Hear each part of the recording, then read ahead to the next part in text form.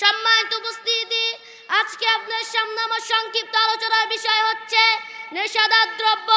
নেশাদার দ্রব্য সম্পর্কে কিছু গুরুত্বপূর্ণ কথা তুলে ধরার চেষ্টা করব ইনশাআল্লাহ।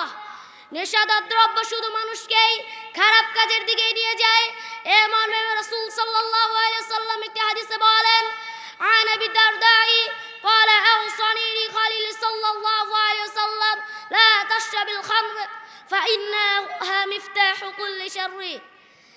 আবু দারদা রাদিয়াল্লাহু আনহু বর্ণিত, তিনি বলেন, আমার বন্ধু আমাকে উপদেশ দিয়েছেন, তুমি নেশাদ্রব্য পান করো না, নিশ্চয়ই নেশাদ্রব্য সব ধরনের অন্যায়ের চাবি।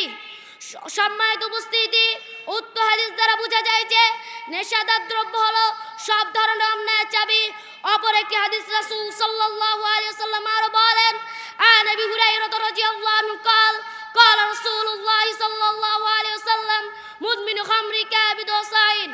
আবু হুরায়রা রাদিয়াল্লাহু আনহু বর্ণিত, তিনি বলেন, রাসূল সাল্লাল্লাহু আলাইহি ওয়াসাল্লাম বলেছেন, সর্বদা নেশাদ্রব্য পানকারী মূর্তি পূজকের ন্যায় অপরাধী। উক্ত হাদিস দ্বারা বোঝা যায় যে কেউ যদি নেশাদ্রব্য পান করে মৃত্যুবরণ করে, সে কাল কিয়ামতের দিন আল্লাহ তাআলার সাথে একটি মূর্তি পূজকের সাক্ষাৎ করবে। সম্মানিত উপস্থিতি, মূর্তি পূজক যারা ইসলাম থেকে বহু দূরে, যারা ইসলামের বাউন্ডারি থেকে বাইরে, আর আপনি যদি একটি নেশাদ্রব্য পান করে মৃত্যুবরণ করেন, আপনি একটি মূর্তি পূজকে গণ্য হবেন। এ মর্মে মহান আল্লাহ তাআলা সূরা বাকারা 220 নম্বর আয়াতে বলেন, ইয়াসআলুনাকা, তারা আপনাকে জিজ্ঞেস করলো, আনিল খামরি ওয়াল মাইসির, নেশাদ্রব্য এবং জুয়া সম্পর্কে, কুল ফীহিমা ইসমুন কাবীর, আপনি তাদেরকে বলুন তাতে বড় গুনাহ হয়। উক্ত আয়াত দ্বারা বোঝা যায় যে নেশাদার দ্রব্য একটি বড় গুনাহ। আল্লাহ তাআলা আমাদেরকে স্পষ্টভাবে যা বুঝিয়ে দিতে চাচ্ছেন, আর আমরা যদি কেউ নেশাদ্রব্য পান করি বা খাই, তাহলে আল্লাহ তাআলা আমাদেরকে ভয়াবহ শাস্তি দিবেন।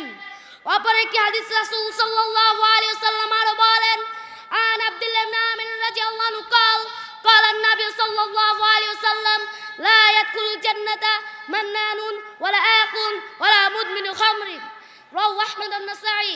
আব্দুল্লাহ ইবনে আমর রাদিয়াল্লাহু আনহু বর্ণিত, তিনি বলেন, রাসূল সাল্লাল্লাহু আলাইহি ওয়াসাল্লাম বলেছেন, তিন শ্রেণীর লোক কখনো জান্নাতে যাবে না। এক, উপকার করে খোদাদানকারী। দুই, পিতামাতার অবাধ্যকারী। তিন, নেশাদ্রব্য পানকারী। আহমদ হাদিস নম্বর 5882, নাসাই হাদিস নম্বর 5672। উক্ত হাদিস দ্বারা বোঝা যায় যে ব্যক্তি যতই আমল আছে না, যতই করুক, যতই সালাত যাকাত যত রকমের আমল আছে না, যতই করুক, কিন্তু সে যদি প্রত্যেকদিন নিয়মিতভাবে নেশাদ্রব্য পান করে, সে কখনো জান্নাতে যেতে পারবে না।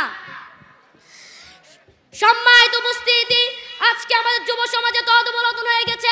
ওমর রাদিয়াল্লাহু আনহু সমাজে কেউ যদি নেশাদ্রব্য পান করত, তাকে 40 বার বেতের আঘাত বা জুতার আঘাত দেওয়া হতো। আর আজকে আমাদের যুব সমাজে ঘরে ঘরে, বাইরে বাইরে, সব জায়গায় নেশাদ্রব্য বিক্রি হচ্ছে, কেউ কিছু বলতে পারছে না।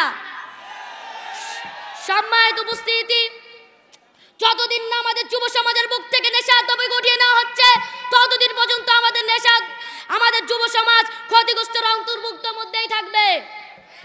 তাই আমরা এখন থেকে সবাই তওবা করে নেই। আগে যা করেছি তা জানি না, কিন্তু এখন থেকে, এরপর থেকে নিজে তো নেশাদ্রব্য পান করবই না, এমনকি অন্যকে যদি নেশাদ্রব্য পান করতে দেখি, তাকেও পরিপূর্ণভাবে নিষেধ করব।